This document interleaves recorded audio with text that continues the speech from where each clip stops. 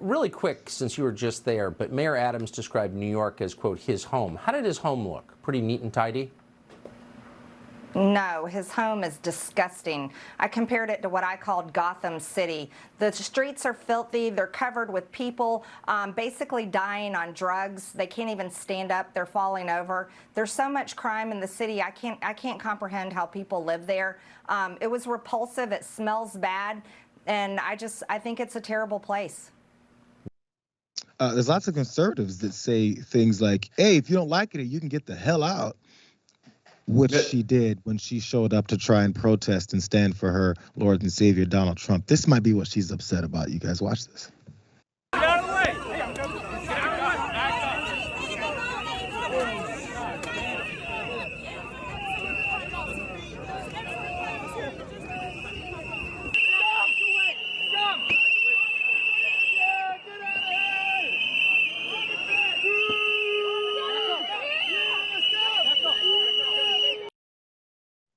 When your dumb ass shows up to a city to annoy the people and make a bunch of noise and try and promote yourself, and you get drowned out by whistles and people that don't want you there, I guess the next step is to be like, New York City's filled with dirty, garbage people.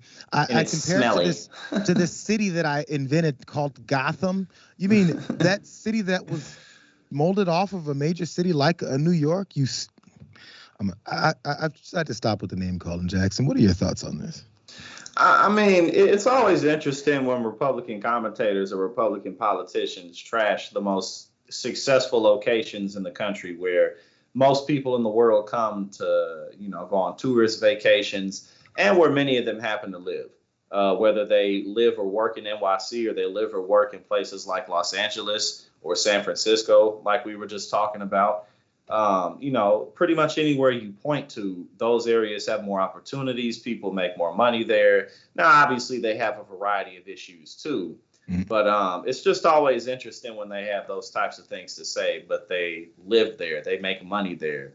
Like Fox News, while they sit up in the middle of Manhattan, you know what I'm saying? Like, oh, these liberal cities, like you're in the biggest liberal city on the planet. But, it's just fodder for the base because a lot of their base, they don't necessarily live in New York City. So I'm trying to figure when Fox News is going to move their headquarters to Savannah, Georgia, to set up shop since, it's so disgusting there. By the way, I did look up where Tucker's show is. His many times is in D.C., another city they like to trash and talk about how horrific it is. Well, maybe you should get the hell out. But still, this is part of her entire exaggerated a media tour to promote herself. She's still on this whole thing. That's the whole point about this whole thing. That's why when she was on Tucker, the lower third said whistles were blown in Marjorie's face. Because Marjorie Taylor Greene has never been in anyone's face. She didn't run up on people's faces like David Hogg, I believe, after Parkland, a victim of one of these mass shootings, and yell in his face constantly. She doesn't do things like that, though, so she does deserve people to blow whistles as she goes to disparage and lie in the streets. Here she is on Bannon's show. The mayor of New York City, I believe, is a thug, and he sent his people here today. They had an organized text alert that went out calling what I would say Antifa to bring their whistles, pots and pans, all kinds of instruments to make all kinds of noise to drown me out and drown others here today that are protesting and here supporting President Trump. The mayor of New York City, Mayor Adams, owes me an apology. That thug behavior when you tell people get the hell out of your city. He's a thug. Eric Adams is a conservative goofball. So again, it doesn't even fit the bill. You know what I'm saying? I guess other than him just being black, that's all it takes. That's all it takes because again, Eric Adams is a police officer.